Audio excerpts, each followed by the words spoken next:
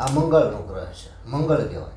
આ મંગળની જે ઉલ્કાઓ હોય ને એમાંથી છૂટી પડેલી આ સમુદ્રમાં જાય ને આ મંગળ લાલ પથ્થર કહેવાય, ઓરિજિનલ પથ્થર હોય. આ પહેરવાથી કોઈને મંગળ દોષ હોય, મંગળ દોષ નથી કહેતા, મંગળ દોષ હોય છે બરાબર, માંગલિક હોય છે. આ એને પહેરવાથી એને લાભ થાય. કોઈ લગ્ન ન થતા હોય, લગ્ન જોવા આવ્યા હોય તો તૂટી જતું હોય બરાબર, અને કલેશ કંકાસ વધી જતા થયું હોય તો પછી એનું હાલતું ન હોય કામ બરાબર, એ આ મંગળનો દોષ કહેવાય. તો આ મંગળ પહેરવાથી એને ઘણી પ્રકારનો ફાયદો થાય, પણ એને કેન્દ્રિત રહેવું પડે, કાઢવો ન પડે. એને જ્યાં પહેર્યો એને પહેરી રાખવો પડે, જ્યાં લગી એનું કામ સચોટ ન થઈ જાય ત્યાં લગી. આ સ્ફટિક કહેવાય. આ સ્ફટિકથી આ પોઠીઓ બનાવેલો છે, સ્ફટિકથી.